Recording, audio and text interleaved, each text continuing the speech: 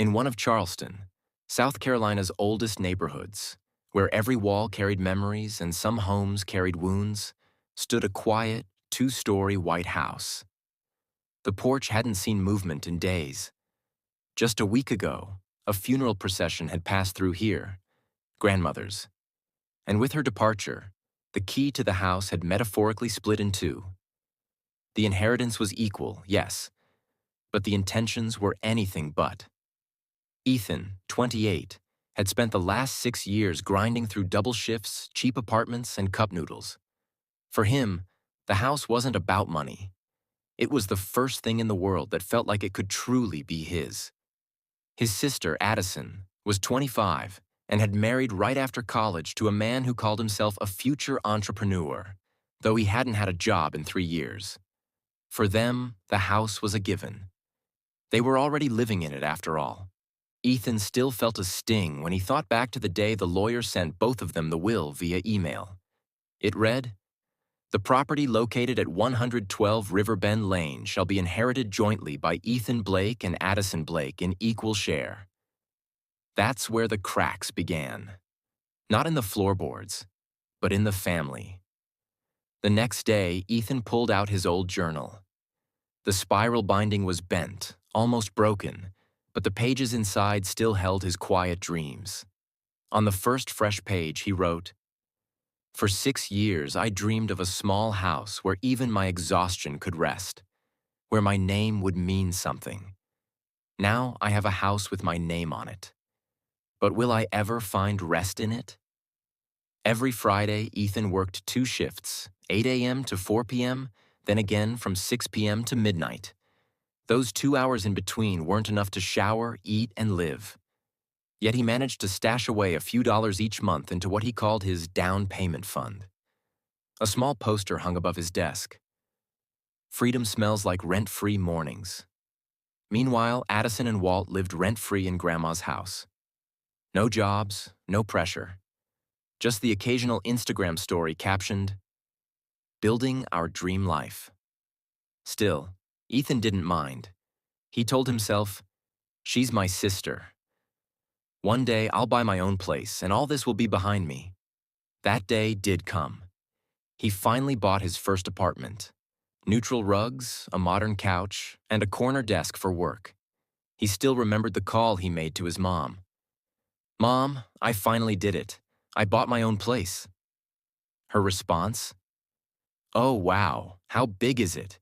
Could Addison and Walt move in too?" His breath caught for a moment. He forced a laugh. "No, Mom. It's just a small single bedroom. It's just for me." But her voice returned, a bit more insistent. "Well, you're living alone now, and Walt's business still hasn't taken off. It's just a house, Ethan. Can't you make some space for your sister?" Ethan didn't reply. That night, in his new apartment, he lay awake. The walls were his. The space was his. But peace? That had yet to arrive. The will had said equal ownership, but his mother's tone said obligation. Soon after, even the family group chat began to shift. Where once came cheerful "Happy Birthday, Ethan" messages, there were now thinly veiled jabs like, "Thanks for letting Addison stay at Grandma's house." Then came the Sunday dinner invitation. His mom called and said, "We're having a family dinner this weekend. Don't bring anything, just your keys." Ethan didn't understand at first, but his journal captured that moment better than any memory could. Some calls aren't for conversation. They're for decisions already made. The keys to his apartment, the symbol of years of sacrifice and dreams, were now being eyed by someone else. And that's when the story took a turn, when inheritance stopped being about ownership and became emotional blackmail. Ethan remained quiet, but inside him, something had begun to stir. A quiet, rising volcano. Because sometimes, a story really begins the moment someone says, "It's just about a house, right?" It was a chilly Sunday evening in Charleston, but the storm brewing inside Ethan couldn't be measured in degrees. He parked outside the old house, the same place where he learned to ride a bike, where his grandma had once called him her proud boy. And now, that same house, which he legally half-owned, didn't even feel like his. His mother opened the door, her smile carefully constructed, like everything was perfectly normal. "There's my boy. Come in, I made your favorite chocolate cake," she said sweetly. Something cracked inside Ethan, but his face stayed composed. He stepped into the living room, the one where Grandma used to sit. And now Walt was sprawled on the couch, legs up, playing a game on his phone. He didn't even bother to look up. Addison walked in from the kitchen, her voice sugary. "Big brother, how's the new place? Did you decorate it yourself?" As if nothing had happened. But Ethan knew. This wasn't a casual family dinner. This was a staged intervention. They all sat down, at the dining table. His mother served the cake like she was binding everyone together with sweetness. Then she glanced at Walt, then Addison, and finally looked Ethan in the eyes. "Son, there's something we need to talk about. Addison's pregnant." Ethan didn't blink. Addison gently placed her hand on her stomach. "Yeah, big brother. It's early still, but we're really excited." His mom picked it up from there. "Now that you have your own place, and it's got 2 rooms, and you're living alone, maybe just for a few months, Addison and Walt could stay with you? It would really help with the baby."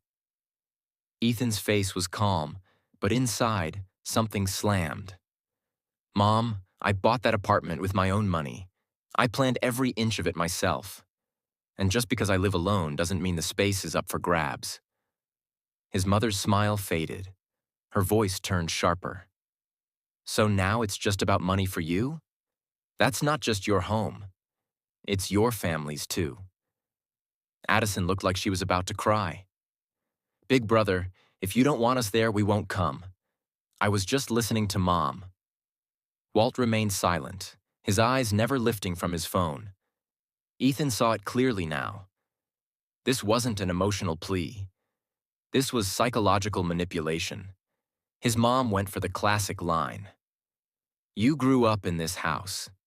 If you had a wife and baby, would we throw them out too?" Ethan took a deep breath but said nothing. And then came the moment when years of respect cracked. His mother shouted, "You used to be my son. Now you're just a selfish man. Your grandma's soul must be weeping, watching you throw your own blood out the door." Ethan said quietly, "I haven't thrown anyone out. I've just drawn a boundary." Addison began crying now. "Please, big brother. Walt still hasn't found a job, and I'm so stressed. If something happens to me. If something happens to me." That's when Ethan knew. This wasn't about family anymore. This was about guilt. Suddenly, all eyes turned to the chocolate cake still sitting in the center of the table. And in one shocking move, his mother picked up the entire cake and flung it at him.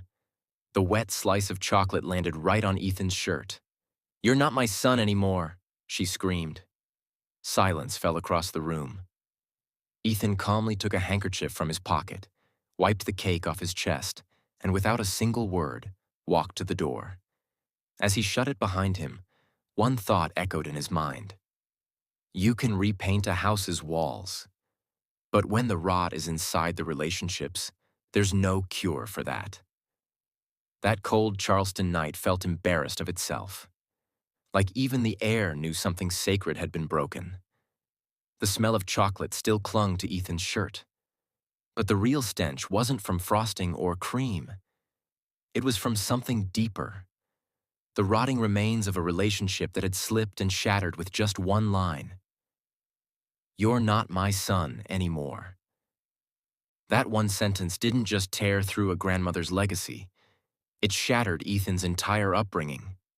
He walked back to his apartment, locked the gate behind him, and went straight to the bathroom. He looked into the mirror. There it was. The cake smeared on his shirt, a streak of frosting on his cheek, and a look in his eyes that could turn any man into stone overnight. He slowly pulled off the shirt, folded it, and placed it on the counter, like a weary soldier laying down his armor. But the storm inside him wasn't done. Until now, this had all just felt like unfair family drama. But the moment that cake hit him, something shifted. Ethan was no longer just a wounded son. He had become a witness to a family system where guilt replaced love and manipulation wore the mask of care. And then, the phone rang. Addison. He ignored it at first, but after the fifth call, he picked up. "Ethan, please don't hang up." Her voice trembled. "What is it?" His tone was flat. "I'm really stressed out, and I feel like I might lose the baby." For a second, Ethan's breath stopped. "Have you gone to the hospital?" "No, not yet. But Mom says all this stress you're causing, it's making me worse." The picture became clear. This wasn't a cry for help. This was a warning shot. A new weapon dressed in concern. The threat of miscarriage, used like emotional blackmail. "If you're really feeling that bad, go to the ER. I can call an ambulance right now," Ethan said calmly. "No, no, big brother. Just say sorry to Mom once, please. Everything will go back to normal." "Sorry?" Ethan repeated. There was silence. Then the phone changed hands. His mother's voice came through. "You're doing this on purpose. You're pushing your sister into stress. If something happens to her or that baby, you'll see your name in court this time." Court? What began as a guilt trip had now turned into legal threats. Ethan took a long breath, then answered, "Okay, Mom. Listen carefully. If Addison is genuinely unwell, I'll cover every hospital bill. But if this is just another trap to corner me, then next time, make the call to a lawyer, not a doctor." He hung up. That night, Ethan didn't sleep. Instead, he played an old voicemail over and over again. His grandma's voice. "Ethan, when the world turns against you, remember, the price of truth isn't paid in blood. It's paid in patience." The next morning, when he went out jogging, his steps were heavy. But his heart was lighter. Because now, he understood. In this game, emotional cards no longer worked. This time, only boundaries would speak, and courage would answer back. When war begins, the first sounds are loud. But the kind of war that's waged within a family doesn't use words. It uses silence as a weapon. Ethan was now a soldier in that war, and his enemies weren't strangers. They were the same faces he used to have Sunday dinners with. After that unforgettable Sunday, everything changed. His mother stopped calling. She started sending voice notes instead. And every note carried either sarcasm, a guilt trip, or some new emotional trap. "You've really become a big man now," one message said. "You don't need your mom, your sister, your family anymore. Even your grandma's soul must be shaking up there." Ethan listened to every voice note, but never replied. That was his quiet rebellion. One evening, after a long shift, Ethan came home to find Walt standing outside his apartment. In his hand was a plastic bag. Inside, a few family photo frames. "Just thought I'd bring these by. Maybe you've forgotten what memories look like," Walt said casually. Ethan took the bag, said nothing, walked inside, and shut the door. That night, a post appeared in the family group chat. A blurry photo, his mother's hand midair, caught in the motion of throwing the cake. The caption read, "Our family is falling apart, and some people are just watching like it's entertainment." 8 family members liked it. 4 reacted with crying emojis. Then came Cousin Leo's message. "Bro, when did you turn so heartless?" Cousin Jenna followed. "You used to be everyone's favorite. Now you're the villain in every room." Uncle Andrew delivered a different kind of guilt. "If your father were alive today, he'd have died from the shame." Ethan said nothing. He didn't leave the group chat either. He simply started taking screenshots. Because this wasn't just emotional warfare anymore. This was becoming a case of evidence. He created a new folder on his phone. Family Fallout. Every voice note, every message, every social media post, all of it was saved, neatly categorized. In this chapter of his life, Ethan's greatest strength wasn't his words. It was his silence. He wasn't the soft-hearted brother anymore. He was becoming something else, a silent strategist. Meanwhile, his mother, Addison, and Walt were busy running their campaign. Walt was now asking church members for prayer support. Please pray for my wife's health. Our family is being betrayed. Addison posted on Instagram. Some brothers are only bonded by blood, not heart. And his mom? She was forwarding WhatsApp messages about family and faith every other day. Each one aimed squarely at Ethan, even if it didn't say his name. Then came a call from Uncle Edgar. Ethan, son, your mother is getting old. Your sister is unwell. And you're talking about court? Ethan replied with just one line. Being old doesn't give you immunity, Uncle. And being sick doesn't give you rights over someone else's home. The call ended. That night, Ethan wrote a new entry in his journal. Sometimes the only way to save yourself from your family is to walk away from them. Otherwise, one day, you'll find yourself apologizing to your own dreams. The story was now turning toward courtroom documents. But Ethan wasn't afraid, because he finally understood something. Real love isn't something that demands ownership. And what he'd received so far, it wasn't love. It was a one-sided tax, disguised as family first. That Monday morning, Ethan opened his laptop before leaving for work and typed something he'd never searched before. Real estate partition law, South Carolina. What had once just been a house was now a case. But this wasn't a war for revenge. It was a fight for freedom. From the emotional noose disguised as family. Later that afternoon, Ethan sat in the quiet office of an experienced property lawyer named Mr. Harris. A man in his 70s whose eyes carried not exhaustion, but a sharpness honed by years of reality. So, you're looking for a partition by sale? Harris asked, adjusting his glasses. Yes, Ethan replied. I want my share, but I don't want a fight. Harris gave a knowing smile. The kind you give when you haven't heard a young man say something that mature in a long time. Son, he said gently, you're not starting a fight. You're just claiming what already belongs to you. He explained that a partition by sale was a legal process. If co-owners couldn't agree on a property's use, a court could order it sold and the proceeds divided equally. It wasn't an act of vengeance. It was a recovery of dignity. Ethan signed the papers. That evening, as he sat quietly on his apartment balcony, his phone rang. This time, it was Walt. Hey, heard you got yourself a lawyer? Ethan answered directly. Yeah. You don't think this is going too far? No, Walt, Ethan said calmly. What was going on? That was too far. Walt went silent. The next day, his mother sent a message.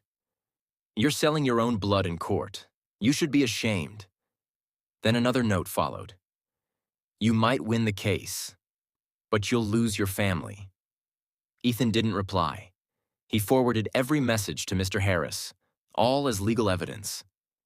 Now the attacks were coming from all sides. An uncle called, then a distant aunt, a neighbor, each one with the same rehearsed line. This isn't how families work, son. You're going to sell your mother's home? But no one asked why Grandma's photo no longer hung on the wall. No one asked why Walt had built an office over Ethan's half of the house. No one asked why Addison's name wasn't alone on that will. The questions were obvious, but no one wanted to answer them. The true twist of this chapter? Ethan's silence. He wasn't out to take revenge. He was out to reclaim himself.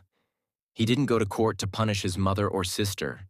He went there to heal from all those quiet nights, the ones where he apologized to himself for being too soft. He knew what they'd call him in court. Cruel son? Selfish? Ungrateful? Family destroyer? But those labels didn't scare him anymore, because Ethan had made a decision.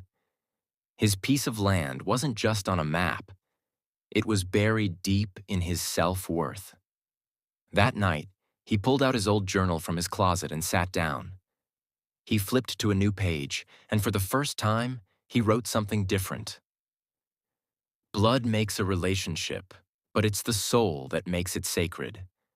I haven't found that soul bond yet, but at least now, I'm not lying to myself anymore. When the first court summons arrived at Ethan's apartment door, it didn't bring surprise. It was just a quiet confirmation that the war was now official. Blake versus Blake, petition for partition and sale. The words were legal, but the pain behind them had been dripping from a lifetime of wounds. The hearing date was set. The courtroom would ask just one question: should the house be sold? But Ethan knew the real battle wasn't over paperwork. It was over self-respect.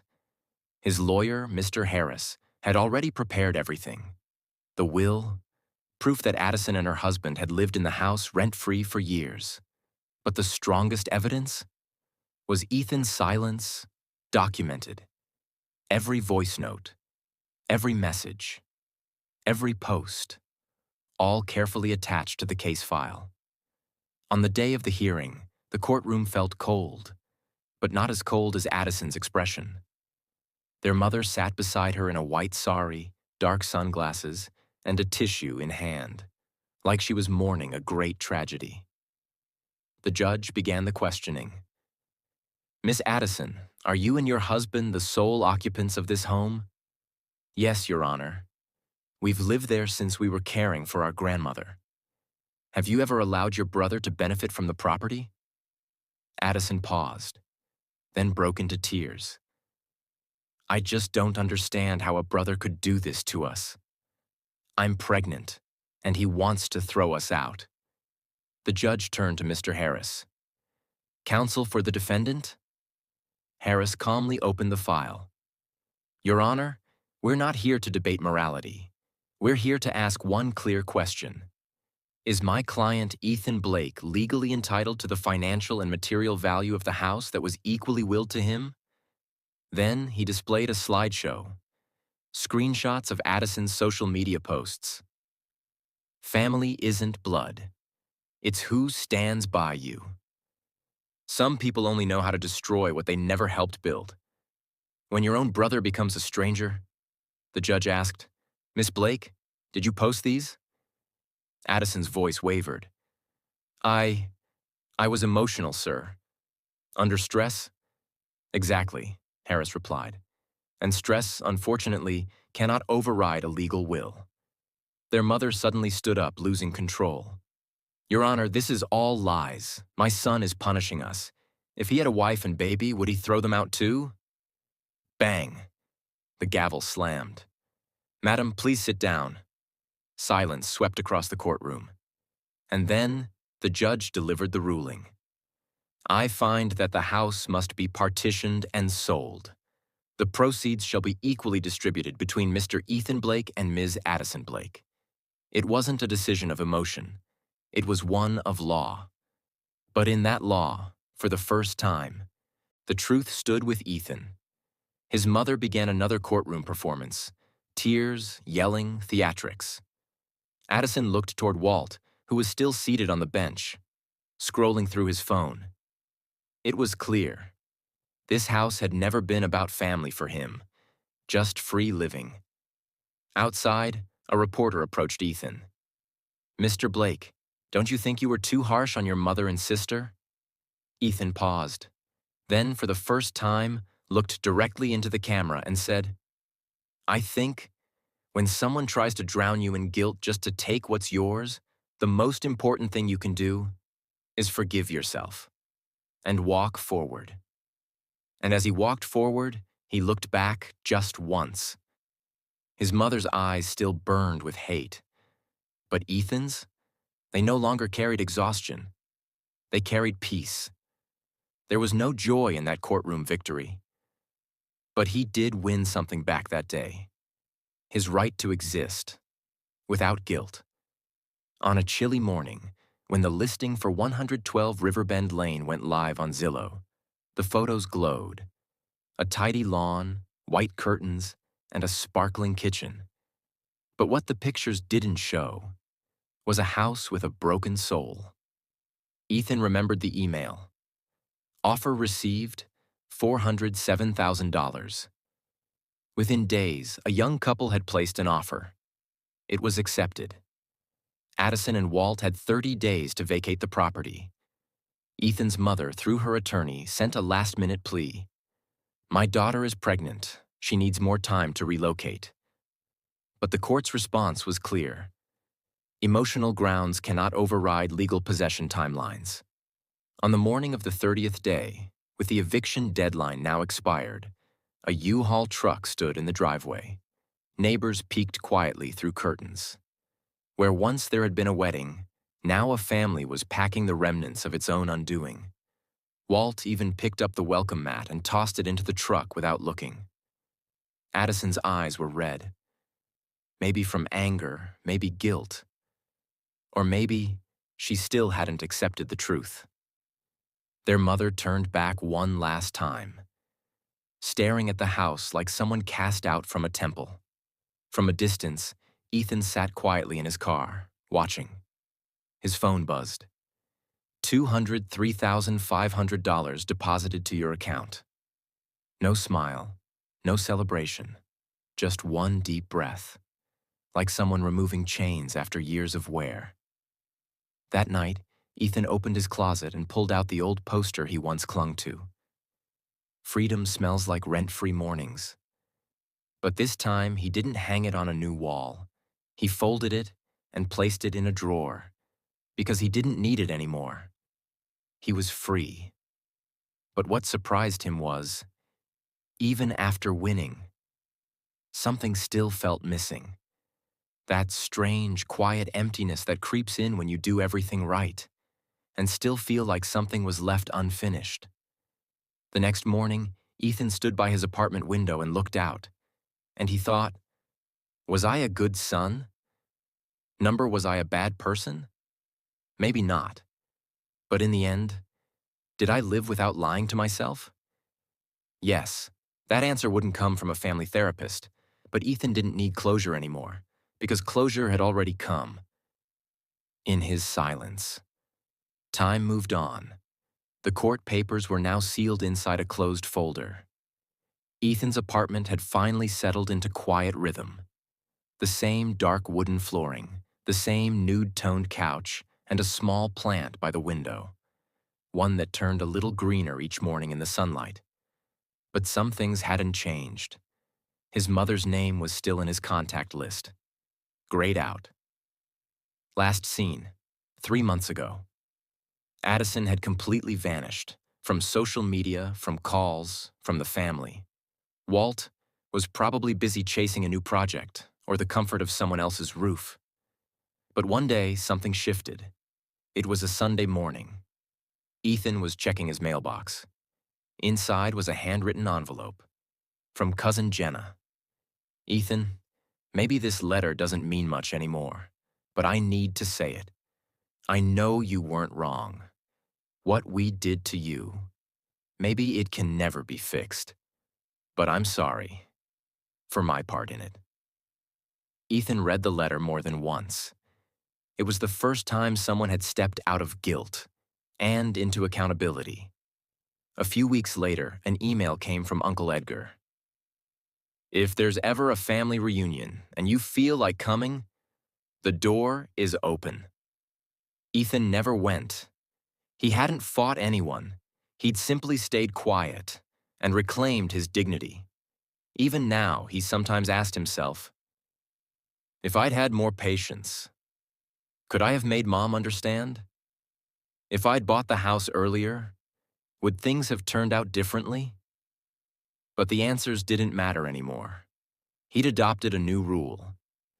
Before trying to save a relationship that weighs you down, save yourself first.